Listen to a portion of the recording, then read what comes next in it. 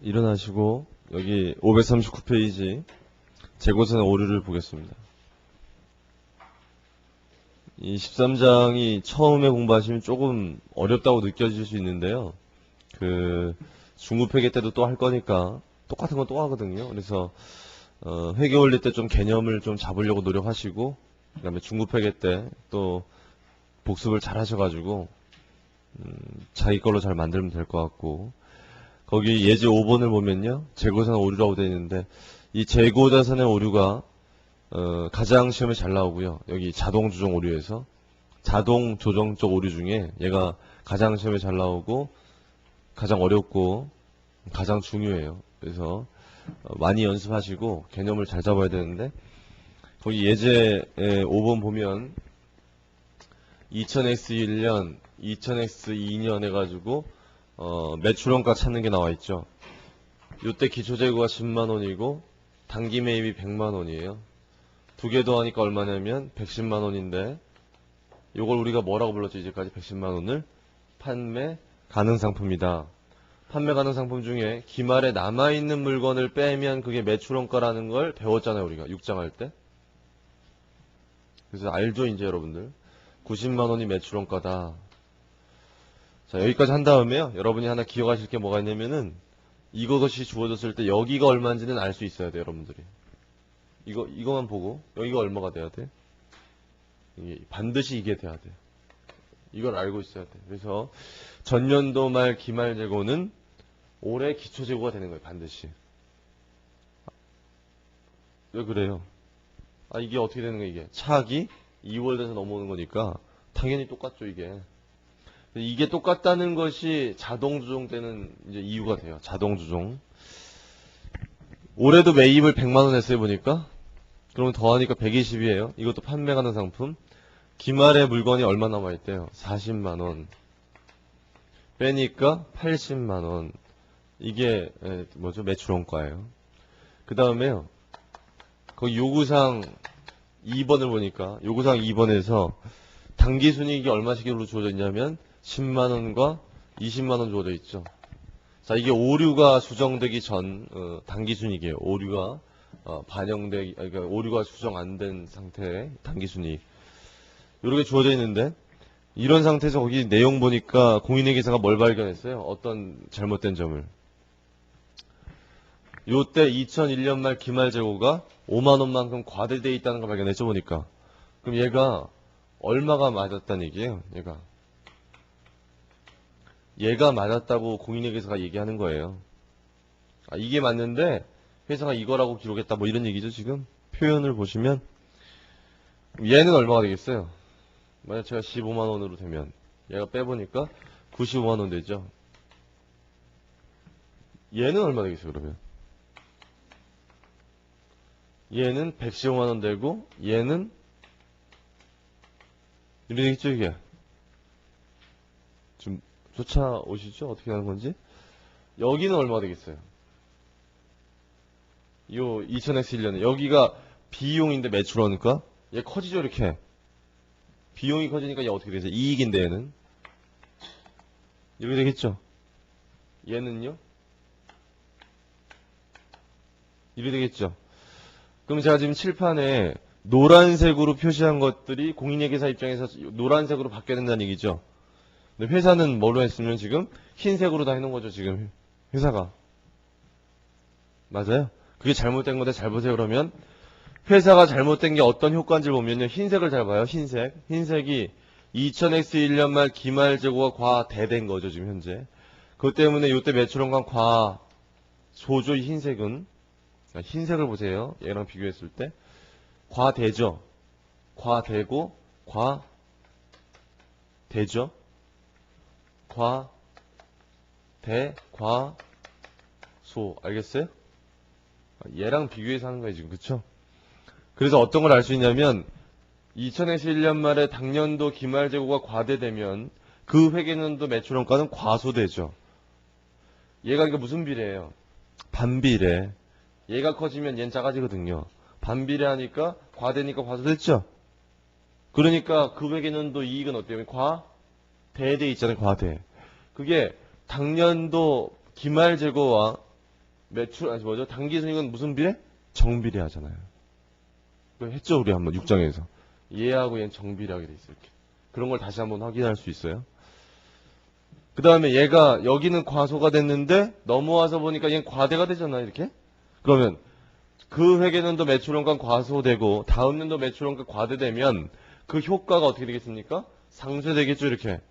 두 회계 기간이 지나니까 효과가 없어지죠. 이렇게. 무슨 오류? 자동 조정적 오류다. 이런 얘기. 이때 이익 과대, 이때 이익 과소니까 자동 조정된다는 거 아시겠죠?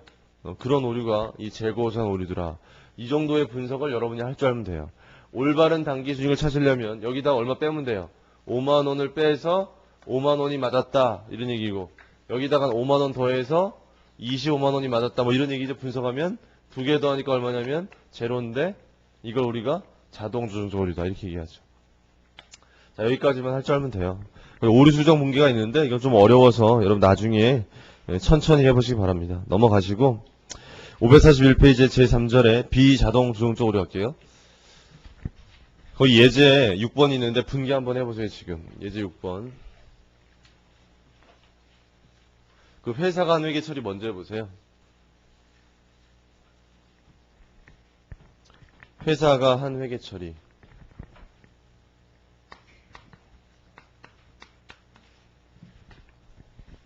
회사가 어떤 회계 처리했냐면은 2000X 1년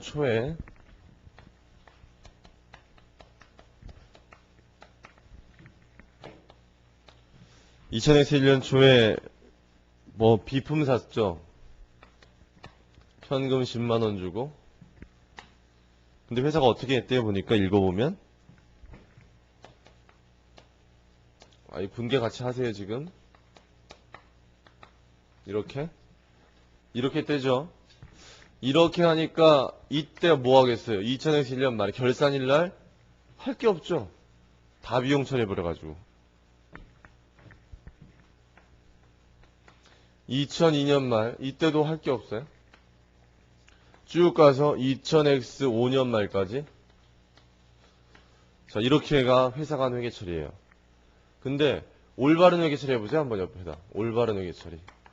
바로 했다면 어떻게 했을까? 2000X 1년 초부터. 회사가 제대로 했으면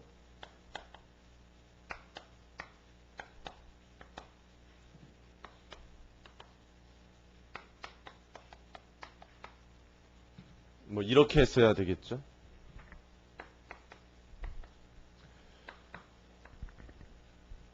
비품을 잡았다면 감가상각비와 감가상각 누계액을 잡을 텐데 2만 원이겠죠. 2002년 말에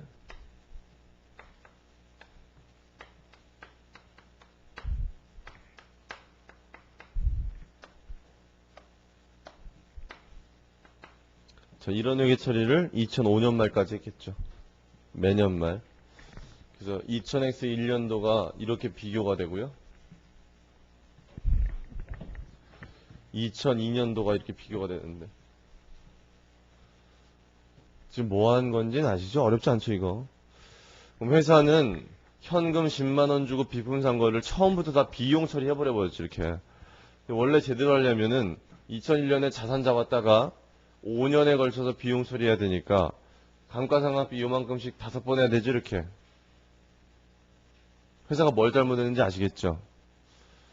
그러면 회사가 잘못한 것 때문에 여기 당기순이익이 어떻게 돼 있겠습니까? 회사의 당기순이익이 2001년도에 어떻게 돼 있겠어요? 2001년도 회사의 당기순이익이 과소돼 있겠죠? 얼마? 8만 원이죠, 8만 원. 얘는 10만 원 비용 처리했잖아요. 원래 얼마? 2만 원만 비용 처리해야 되니까 차이 나는 게 이만큼이죠. 자, 2002년 보세요. 2002년을 보시면 2002년은 어떻게 돼 있어요? 회사는 비용 안 잡죠. 올바로 했을 때 비용 잡히죠. 그러니까 2002년만 봤을 땐 2만 원만큼 어떻게 돼 있어요, 회사가? 대이돼 있다는 거 아시겠어요? 이 과대되는 게 몇 년 동안 4년 동안 그렇게 되겠죠, 이게. 그러면 이때 과소된 거 4년 동안 과대되면 2만 원씩 5년 지나면 어떻게 돼 있어요? 효과가 없어지겠죠. 그래서 여기서 느낄 수 있는 게 뭐냐면 어떤 오류든지 기간이 경과되면 오류의 효과는 없어지게 돼 있어요. 오류의 효과는 없어지게 돼 있는데 그게 두 회계 연도에 걸쳐서 조정이 끝나버리면 자동 조정된다고 부르는 거고 세 회계 기간 이상이 걸리면 비자동 조정된다고 하는 거예요. 그 차이뿐이에요. 어차피 조정될 건데 두 회계 기간에 자동적으로 조정되면 이거라고 부르는 거고 세 회계 기간 이상이 걸리면 이게 부르는 것 뿐인데 지금 우리가 배운 이건 몇 년 걸렸어요. 이거는 5년 걸렸잖아요. 5년. 5년 걸리니까 이쪽이잖아요. 얘가 어떤 오류에서 발생했냐면 고정자산이나 고정부채에서 발생하는데 얘는 뭐였냐면은 고정자산에서 발생했죠. 비품.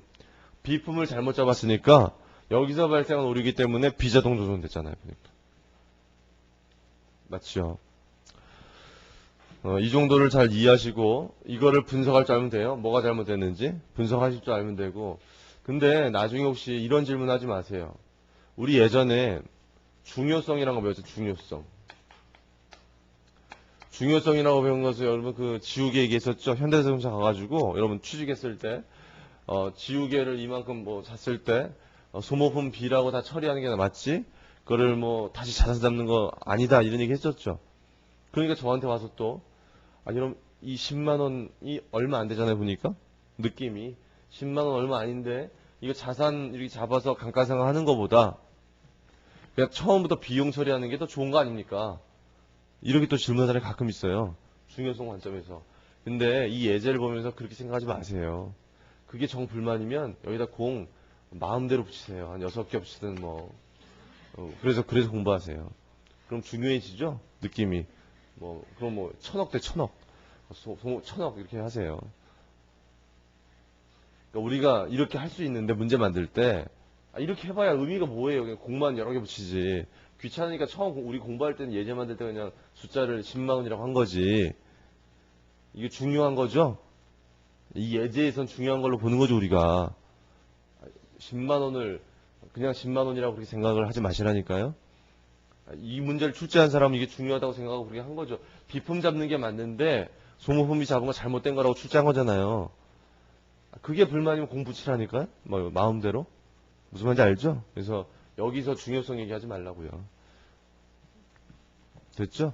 그렇게 하시고 아무튼 이건 회사가 분명히 비품 잡아야 될 걸 잘못 잡은 거에 소모품비로 그래서 이런 오류의 효과가 있다. 분석할 줄 알면 되고 자 분석이 다 끝났으면 그 다음에 뭐 하면 되죠 이제? 오류를 바로잡는 분기해 줘야 될 거 아니에요. 오류 수정 분기. 맞죠? 이거를 바로잡아야 될 거 아니에요. 근데 오류 수정이라고 하는 건 이미 회사가 이런 회계 처리 잘못했죠. 그것을 한 상태에서 이분계를 했을 때 이것처럼 바뀌어야 된다 뭐 이런 거죠 지금. 그게 오류 수정이에요. 회사는 이미 이렇게 했거든요. 그걸 우리는 이렇게 바꾸고 싶거든요.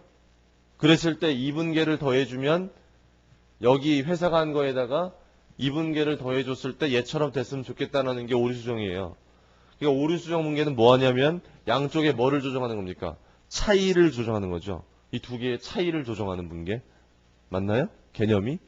그래서 거기 책에 어디다 밑줄 치냐면은 542페이지 그 표처럼 생긴 거 밑에 오류의 효과 분석한 거 밑에 이러한 비자동 수정 오류를 발견한 경우에 수정 분계하는 요령은 회사가 행한 회계 처리와 올바른 회계 처리를 비교해서 차이 조정하는 건데 첫 번째가 대차 대조표 계정 차이 조정하고 두 번째 단기 손익 차이 조정하고 세 번째 전기 오류 수정 손익으로 처리한다.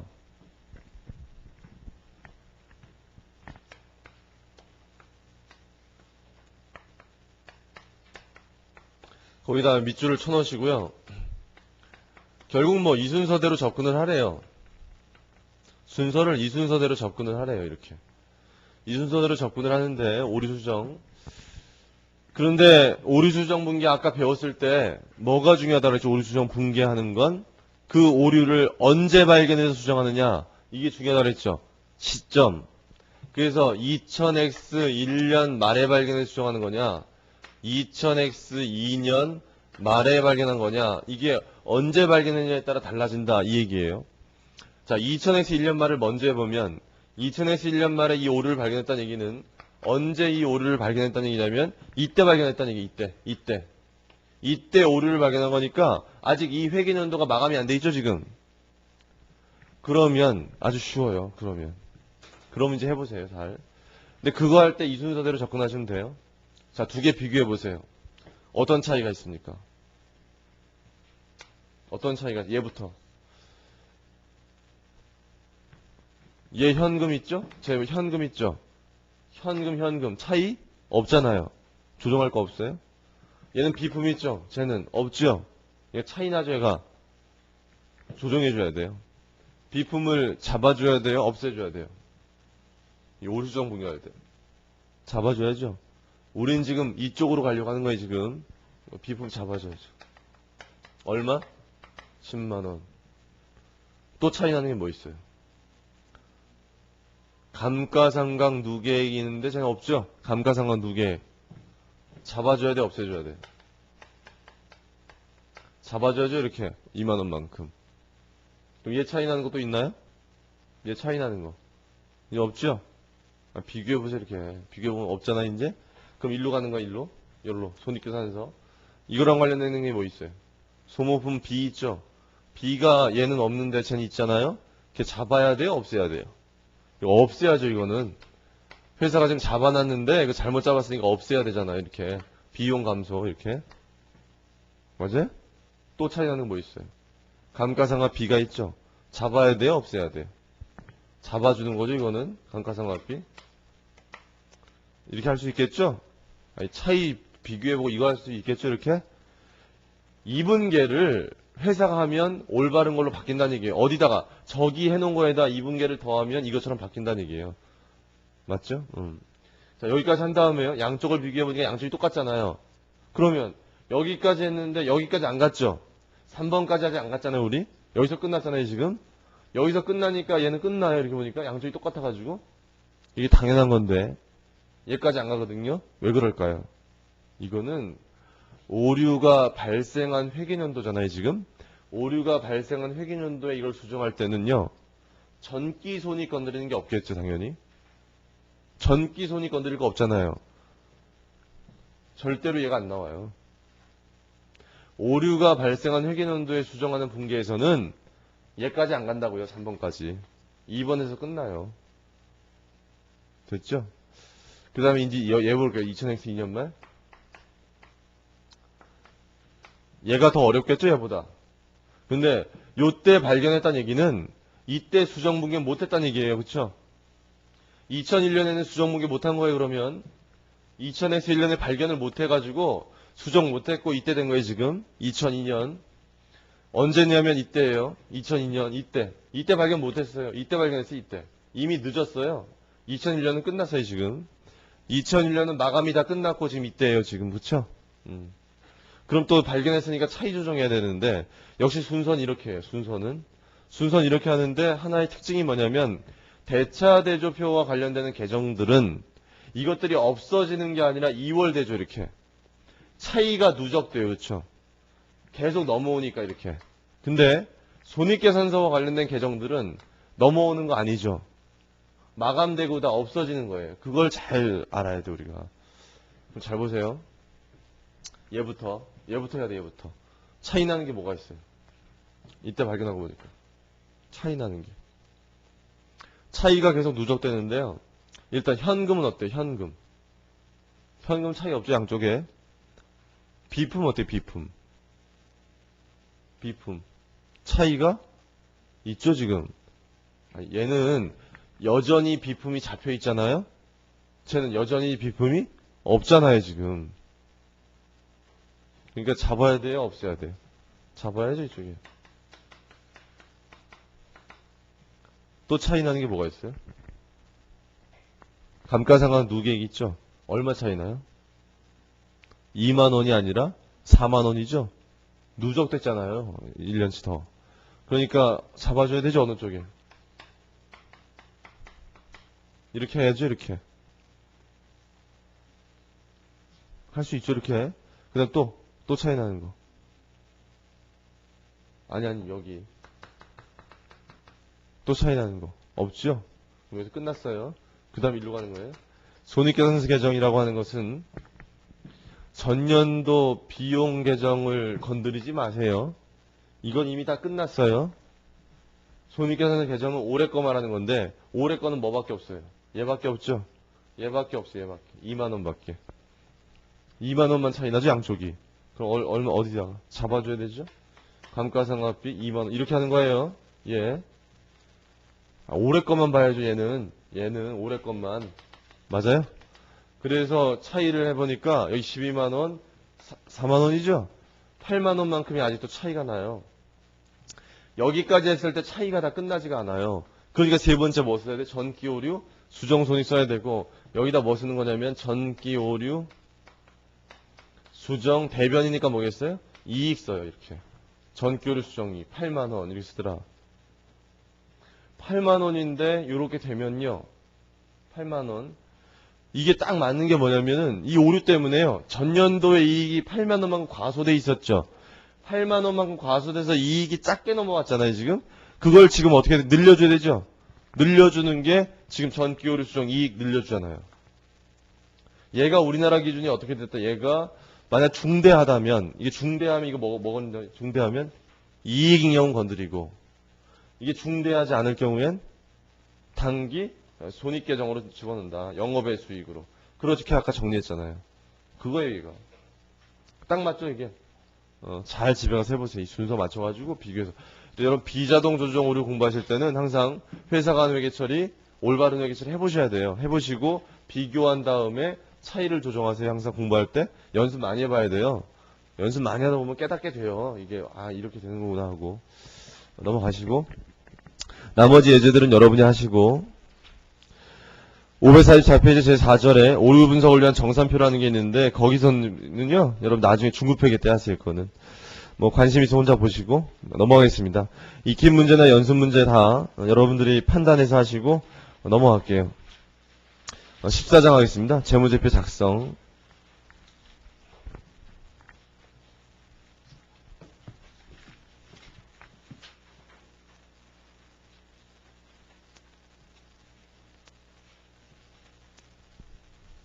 근데 그 오류 분석, 오류 수정 간단하게 배웠지만은 이 오류 수정 배워보니까 이게 공인회계사 밥벌이라는 건 아시겠죠? 오류 수정이. 그래서 여러분들 공인회계사 시험에 관심 있는 분들은 오류 수정 잘 하셔야 돼요. 공인회계사 시험에는요 매년 출제돼요. 지금 배운 거 우리가. 지금 배운 게 공인회계사 시험에는 매년 출제된다는 거 아시고 열심히 하시고요. 이제 14장 하겠습니다. 14장 보면 14장은 제목이 재무제표 작성이죠. 이거 뭐예요, 우리?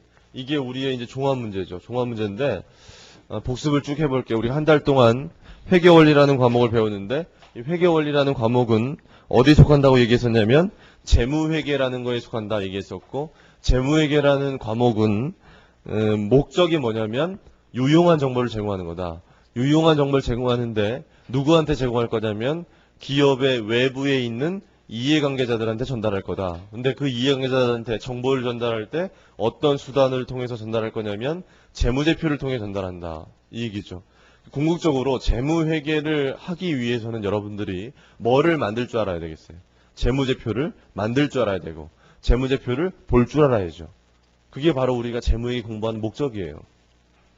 우리가 유용한 정보를 제공하는 게 우리 목적인데 그러기 위해서는 재무제표를 만들어야 될 거 아닙니까?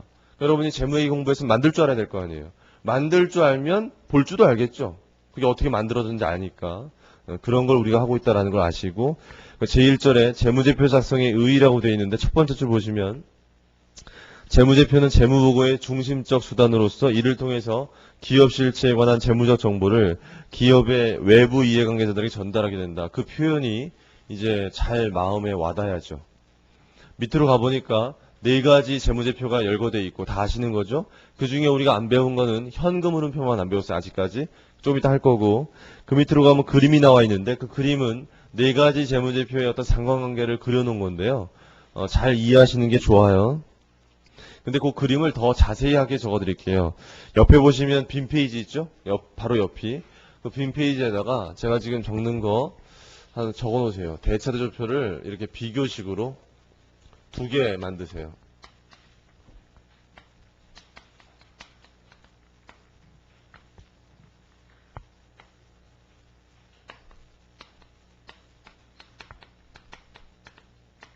이렇게 두 개를 만드시고 회사 이름을 적으세요.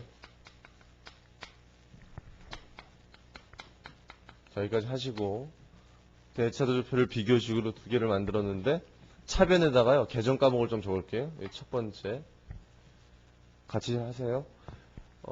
이쪽에 첫 번째 분류가 뭐였죠, 우리? 유동자산 기억나시죠? 유동자산. 유동자산이라는 게 어떤 자산들이 모여있나요? 유동이라는 게 1년 이내 현금화가 될 수 있는 자산들이 모여있어요. 유동 의미 알죠? 가로 1번에가 뭐예요? 당좌 자산이라고 들어봤죠? 여기 첫 번째 있는 계정 과목이 현금 및 현금 등가물이에요. 이건 적으세요, 지금. 현금 및 현금 등가물. 현금 및 현금 등가물에 뭐 속하는지 알죠? 여기 밑에 몇 가지 더 계정 과목이 있는데 생략해요, 그냥. 생략하고 가로 2번이 뭐가 있냐? 가로 2번. 재고가 있죠, 재고. 재고 자산 이런 게 있고. 그 다음에 큰 2번. 큰 2번이 뭘까요, 이제? 고정 자산이란 게 있죠. 그럼 고정 자산에 속하는 건 어떤 자산들이냐? 세 가지가 있는데 고정 자산에 속하는 건 다 어떤 것들이죠? 1년 이후에 현금화 될 것들. 이렇게 되어 있고. 고정의 세 가지가 첫 번째가 투자, 유형, 무형이죠. 다 배웠어요. 안 적어도 돼요. 뭐 여러분 적고 싶으면 적으시고. 그 다음에 이쪽에 첫 번째가 뭐예요? 반대쪽에 유동부채가 있죠. 유동부채도 왜 유동이에요? 1년 이내 현금이 나갈 수 있기 때문에. 그 다음에 큰 2번이 고정부채. 고정부채는 1년 이후에 현금이 나간다고 생각하시면 되겠고. 그 다음에 세 번째가 뭐가 있냐면 자본이라고 생각하시면 되는데 자본에는 몇 가지가 있냐면 네 가지가 있다고 배웠죠. 우리가 다 배웠어요, 우리. 첫 번째가 뭐였냐면 자본금, 두 번째가 자본 잉여금, 세 번째 이익잉여금. 세 번째 이익잉여금에 또 여러 가지가 있었죠. 기처분과 미처분이 있었는데 미처분된 이익잉여금이 있죠.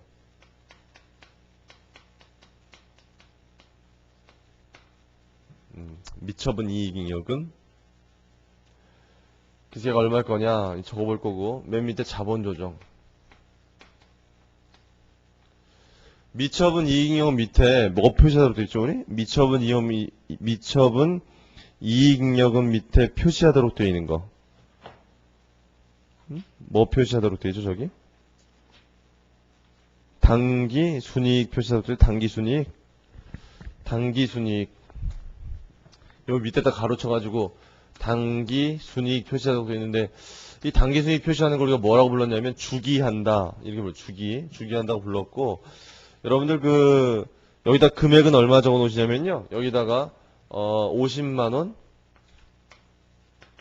50만원 적으시고 요 밑에다가도 50만원 한번 적어 보세요. 이렇게 50만원이라고 적어 놓으시고 그 다음에 이쪽도 보세요. 옆에. 자, 이쪽도 똑같이 한번 적어 보실래요? 첫 번째 유동자산 가로 1번에 당좌자산 여기 현금 및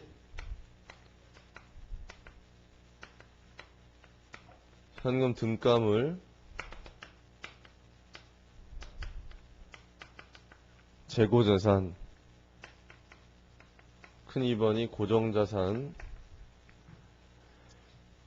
가로 1, 2, 3 해서 투자 유형 무형이고요.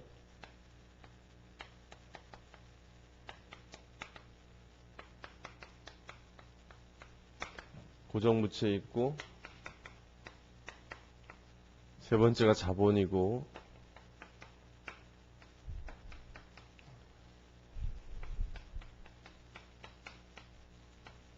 이익잉여금이 있고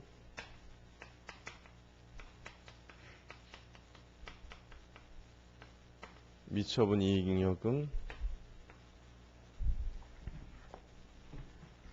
일단 금액은요 100만 5천원 한번 적어보시고 100만 5천원 요 밑에다가 당기순이익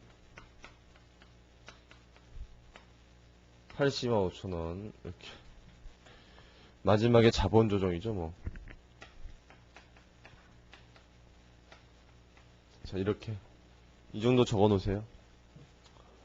다 적으셨죠 대부분?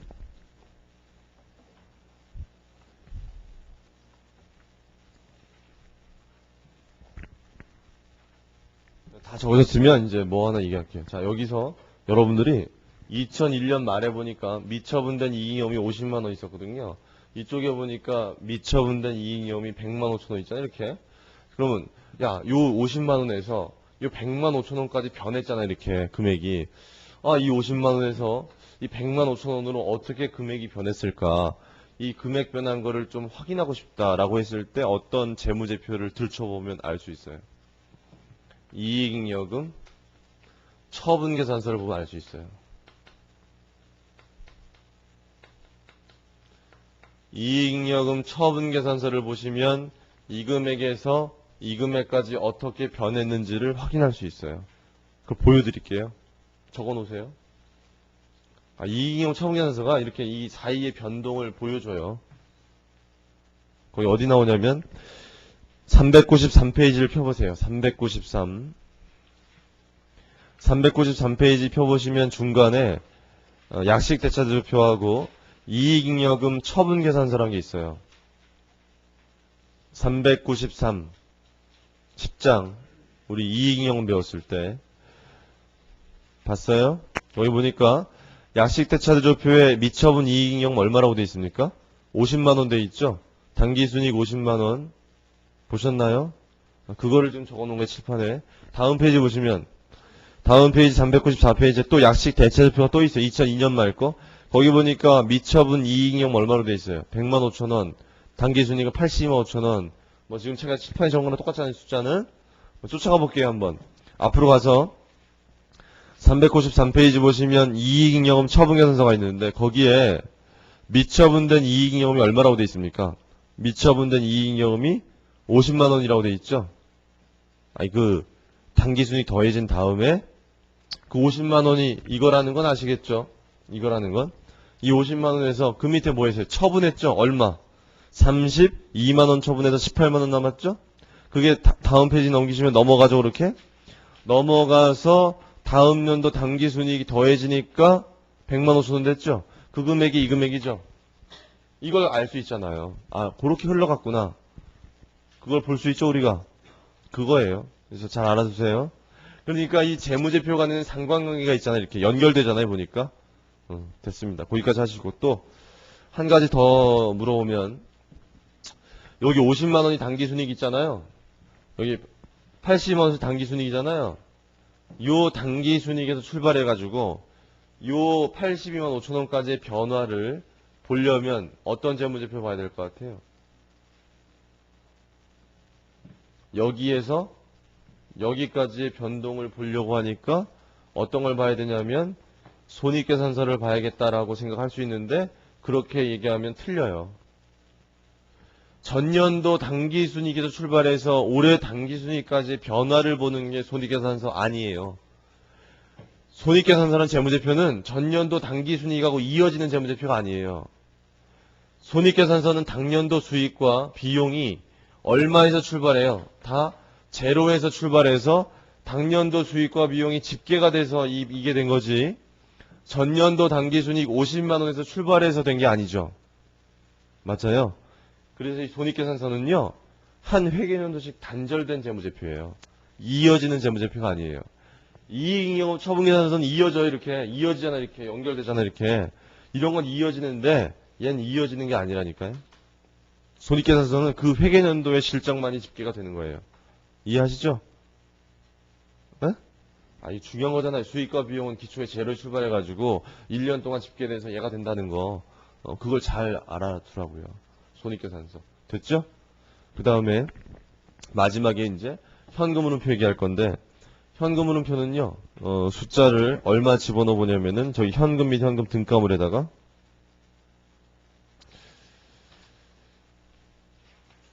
33,000원하고 여기다가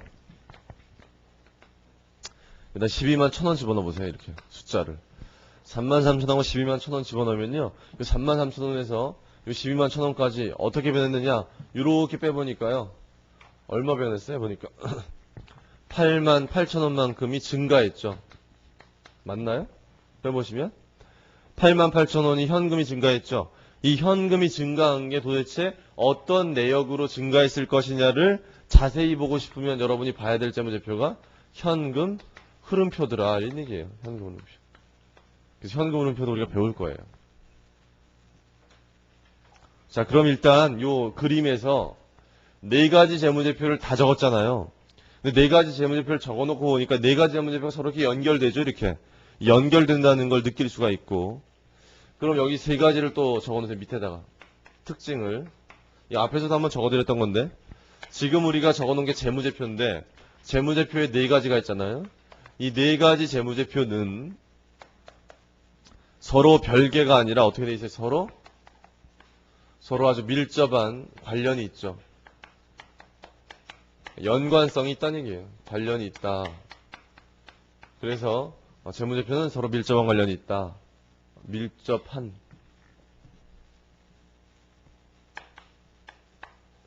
관련이 있다. 이렇게 적어놓으시고 그 다음에 두 번째로 적어놓으실 게 여러분이 밀접한 관련이 있다는 표현이 뭔지 알겠죠? 느낌으로 이제 연결되잖아요. 이렇게 일치해야 될 숫자들이 있어요. 재무제표 간에. 그거를 잘 생각해 보시고 두 번째 뭐 적냐면요. 정태적 재무제표와 동태적 재무제표. 정태적 재무제표가 뭐가 있을까요? 지금 저기서. 정태적인 거. 대차대조표만 정태적이죠. 동태적인 건 나머지죠. 나머지. 동태적이라는 게 뭐예요? 일정 기간. 정태적은 특정 시점. 세 번째, 발생주에 따른 재무제표와 현금주에 따른 재무제표가 있는데 저 중에서 현금주에 따른 재무제표는 현금 흐름표고요. 발생주에 따른 재무제표가 대차대조표하고 손익계산서예요. 이익잉여금 처분계산서는 어느 쪽에도 분류 안 해요, 우리가. 이렇게. 이익잉여금 처분계산서는 대단한 거 아니에요. 그냥 잉여금 어떻게 처분했느냐 그거밖에 안 보여주기 때문에 이렇게 정리하시면 돼요. 다 했죠, 그러면. 이거 무슨 의미인지 다 알죠, 이제. 넘어가는데 현금 흐름표 얘기를 좀 하겠습니다. 어디 보시냐면 페이지 613페이지 펴세요. 15장 현금 흐름표.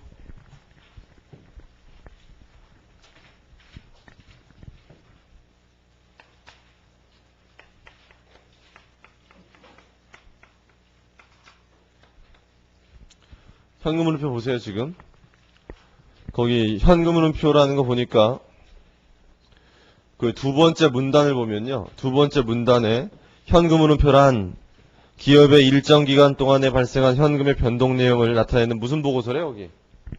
무슨 보고서라고 되어 있습니까, 책에? 동태적 보고서라고 되어 있죠?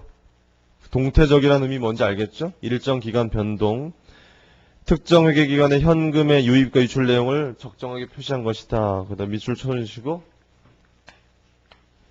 다음 페이지 넘기시면 현금 흐름표의 양식이 있어요. 그 현금 흐름표의 양식을 보니까 영업활동으로 인한 현금 흐름을 제일 먼저 적도록 되어 있고 두 번째가 투자활동으로 인한 현금 흐름을 적도록 되어 있고 세 번째가 재무활동으로 인한 현금 흐름을 적도록 되어 있고 네 번째가 현금의 증가와 감소 적도록 되어 있고 다섯 번째가 기초의 현금과 기말의 현금을 적도록 되어 있죠. 자, 이렇게 양식 거기 책에 나와 있죠? 그래서 여러분 현금 흐름표 양식을 지금 처음 보실 텐데 이 처음 보신다 하더라도 여기 제가 지금 네모치는 건 너무나 쉽기 때문에 지금부터 완벽하게 알면 돼요. 이거 네모친 건 되게 쉬워요. 얘는 뭐냐면은 요 기초의 현금과 기말의 현금이라고 되어 있는 거 있죠? 얘는 대차대조표에 있는 금액을 끌고 오면 돼요. 대차대조표에 있는 금액을. 그러니까 저기에서 보시면요. 대차대조표에 기초의 현금이 얼마였습니까? 저기 끝에 33,000원이었고 기말의 현금이 얼마냐면 121,000원이었거든요. 이렇게 하면 된다는 얘기. 이렇게 되게 쉽죠? 그럼 이거 두 가지 적으면 얘가 나와요. 얘가 현금의 증가 얼마겠어요? 얘가 88,000에서 이거 두 개 더해야 얘가 되잖아요. 보면 이게 답이에요. 그러니까 이 현금 흐름표에서 얘 만드는 건 너무나 쉽기 때문에 지금부터 알고 있으면 돼요. 요거 이거 적으면 된다는 거. 근데 여러분이 생각해 보니까 여기는 현금이라고 돼 있고 저기 뭐라고 돼 있냐면 현금 및 현금 등가물이라고 되어 있으니까 좀 이상하잖아요? 그 첫 번째 줄 보세요. 614페이지 첫 번째 줄에 현금 흐름표상 현금이라 함은 대차대조표의 현금 및 현금 등가물을 말한다. 여기서 현금이라고 하는 게 대차대조표의 현금 및 현금 등가물을 말하는 거죠. 그럼 쉽죠, 이제. 집어넣으면 되죠, 이렇게. 빼면 얘예요. 얘가 답이에요. 여러분 지금 현금 흐름표 처음 봤다 하더라도 앞으로 이건 아세요. 이 정도는 뭐 당연한 거니까. 현금 흐름표 얘 만드는 거 너무나 쉽잖아요. 그럼 현금 흐름표 되게 쉬운 건데 여기까지는. 그럼 뭐가 어려운 거냐 얘가. 뭐가 어렵냐면 일단 올해 현금이 증가했다는 사실은 확실하죠. 현금이 증가했다는 사실은 확실한데 그 증가한 것이 영업활동에서 얼마나 증가감소했느냐, 투자활동에서 얼마나 증가감소했느냐, 재무활동에서 얼마나 증가감소했느냐를 구분해야 돼요. 그게 어려운 거예요. 요거를 여기로 구분을 해줘야 되고 구분한 금액을 다 더했을 때요. 얼마 돼야 될까요? 88,000원 돼야겠죠. 그 작업을 해주는 게 현금 흐름표에서 어려운 거예요. 중급회계 때 배울 거예요. 그래서 이제 이 정도 얘기하고 그럼 여러분 보세요. 현금 흐름표가 여기는 쉬운데 여기가 어렵구나 이런 걸 느낄 수 있잖아요. 여기가 어려운데 그럼 여기서 여기로 넘어가려면 일단 여러분이 어떤 개념이 좀 있어야겠어요. 영업활동이 뭔지 투자활동이 뭔지 재무활동이 뭔지는 알아야 될 거 아니에요. 아 이걸 모르면 이거 뭔지 모르잖아요. 거기 책에 보니까 표 15-2번이 있죠. 보세요 거기 옆에. 표 15-2번에 현금 흐름의 구분이라고 해서 영업활동, 투자활동, 재무활동 나와 있죠. 그거를 같이 좀 봐드릴게요. 먼저 첫 번째 영업활동이란 게 뭐냐면 영업활동에 속하는 거기 중요한 얘기는 뭐냐면은 영업활동 여기 세 번째 줄 보시면 투자 및 재무활동에 속하지 아니한 모든 거래를 포함한다 이랬는데 그 얘기는 영업활동이 포괄적으로 규정되어 있다 이런 얘기예요. 투자나 재무활동이 아니면 다 뭐로 봐야 된다? 영업활동으로 봐야 된다 이런 얘기예요. 이해되시죠? 근데요. 이 영업활동을 했을 때 현금 흐름 보는 거죠 지금 우리가.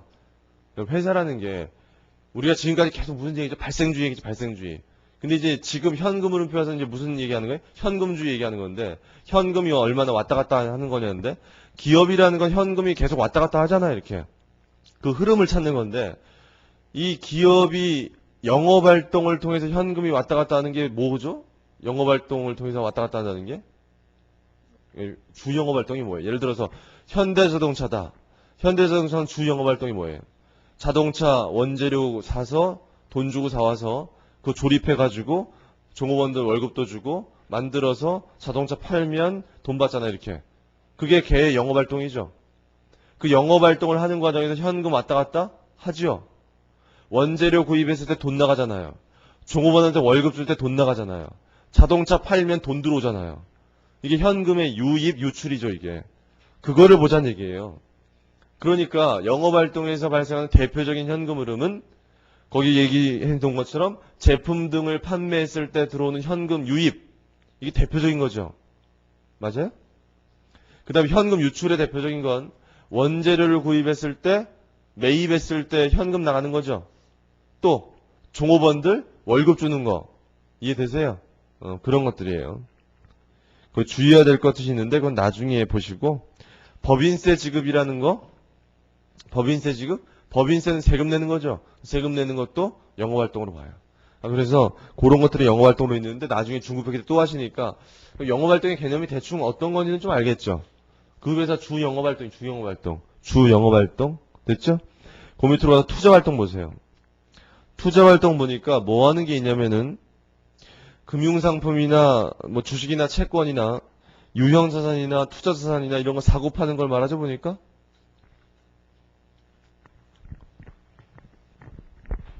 그러니까 이 여기서 얘 말하는 거거든요. 얘 이쪽 얘 자산 중에 얘네들을 사고 파는 거를 거기 보니까 뭐라고 했냐면 투자활동이라고 했죠. 얘네들 사고 파는 건데요. 여러분 기업에서요. 우리 보세요. 기업들이 처음 설립하면 뭐 해야 돼? 일단 처음 설립하면 공장을 지어야 되니까 땅 사야 되고 공장을 지으려면 건물 지어야 되고 거기다가 이제 공장 가동하려면 기계장치 넣어야죠. 기계장치 넣어야 되고 그런 거 하려면 다 돈 들어가죠. 아니 땅 사고, 건물 짓고, 기계장치 넣고, 하면 돈 들어가잖아요. 그 돈 들어가면 돈이 유출되죠, 이렇게 현금이. 근데 우리가 그 땅 사고, 공장 짓고, 뭐 기계장치 사고 하는 걸 뭐 한다고 표현해요, 우리가 기업이? 투자한다 그러죠. 우리가 영업한다 그러지 않죠? 투자한다. 투자 활동이에요. 또, 주식이나 채권 살 때 우리가 금융상품에 여유자금 투자할 때 그걸 영업한다고 안 하죠? 투자한다 그러죠. 주식 채권 사고 하는 거 투자한다. 투자 활동이잖아요. 그런 자산들을 살 때는 돈이 어때요? 살 때는 돈이 나가죠. 그걸 팔 때는 돈이 들어오잖아요. 그렇게 써 있잖아 보면. 그걸 우리가 쫓아다니는 거예요. 현금 흐름. 이해돼요? 투자 활동. 그 다음에 재무 활동 보세요. 다음 페이지. 이 재무 활동 보니까 재무 활동은 뭐냐면 회사가요. 보세요 이쪽. 이쪽에 대차비 이쪽 보시면 이쪽에 부채랑 자본이 있는데 이 부채랑 자본이라는 게 그 회사에 뭐 한 거 보여줘요 이게? 자금을 조달한 거 보여주죠? 자금 조달. 자금 조달하는 활동이 재무 활동이에요. 읽어보시면 그렇죠? 차입금 차입한 거. 그다음 유상 증자한 거 그런 거 나오죠? 아 이게 재무 활동이라는 게 이쪽에 이쪽에서 어떻게 돈을 조달했는지 보여주는데 그렇게 자금을 차입하면 현금이 들어오죠. 상환하면 현금이 나가잖아요. 그런 걸 보여주는 거예요. 그걸 쫓아다니는 게 재무활동.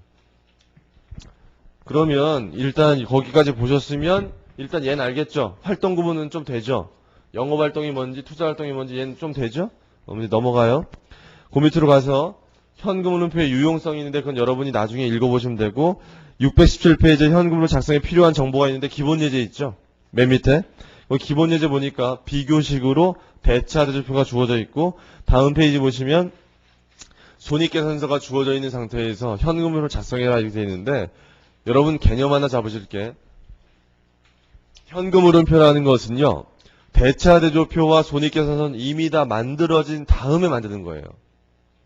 그 회사가 대차 대조표도 만들기 전에 현금 흐름표 먼저 만드는 거 아니고요. 대차 대조표 손익계산서 다 만들어진 상태에서 그걸 보고 현금 흐름표를 만드는 거예요. 나중에 중급회계 때 할 거예요. 거기 대차 대조표를 보니까 비교식으로 기초와 기말에 현금 및 현금 등가물이 나와 있죠. 그 금액 보시면 이 금액이죠. 보세요. 제가 맞춰놓은 거예요. 이렇게. 요 금액이 되니까 요 금액 나오죠. 됐어요. 넘기시고 619페이지부터 해가지고 현금 흐름표를 어떻게 작성할 건지가 나오거든요. 쭉 넘기세요. 나중에 배울 거니까. 중급회계 때 할 거니까 쭉 넘기시고 어디까지 넘기시냐면은 634페이지까지 넘기세요. 634페이지까지 넘기니까요. 이 현금 흐름표가 만들어져 있어요. 거기 간접법으로 먼저 만들어져 있는데 간접법으로 만들어졌을 때 여기가 얼마라고 돼 있습니까? 영업활동으로 인한 현금 흐름이 얼마? 이렇게 돼 있죠. 그 다음에 투자활동은 어떻게 돼 있어요? 이렇게 돼 있죠. 재무활동은 어떻게 돼 있어요? 이렇게 돼 있죠. 여러분 보세요. 이거 눈으로 더해봐도 얼마 돼요? 눈으로 더해봐도 더해보면 얘 되죠. 확인했어요? 그 다음 페이지 보시면 직접법으로 만든 직접법. 직접법도 이거 확인해보세요. 금액. 이렇게. 금액들 확인해보시면 똑같나 보세요. 비교해보니까 아주 똑같잖아요. 보니까. 그러면 간접법이라고 하는 거하고 직접법이 똑같은 것 같은데 이게 다. 어디가 달라요? 비교해보세요. 다른 점. 다른 점이 딱 한 가지 있는데 어디가 달라요? 두 개 비교해보시면. 직접법하고 간접법을 비교해보시면 어디가 다른지 차이를 보시면요. 제가 지금 노란색으로 크게 네모친 거 크게 요 안에 있는 것들은 다른 게 전혀 없어요. 비교해보세요. 집에 가서. 여기 있는 건 다른 게 전혀 없고요. 여기도 똑같죠. 지금. 어디만 다르냐면 여기만 달라요. 영업활동으로 인한 현금 흐름을 찾는 데만 두 가지가 있는 거예요. 뭐하고 뭐가? 간접법하고 직접법이 있다. 요렇게 좀 정리를 하셔야 되고 여기 찾는 법에 거기 간접법 보니까요. 출발점이 어떻게 되어 있습니까? 이 간접법이 출발 단기 순이익 되어 있잖아요. 그 단기 순이익 옆에다가 뭐라고 적어 놓으시냐면 발생주의 이렇게 적어 놓으세요. 발생주의. 단기 순이익은 발생주의.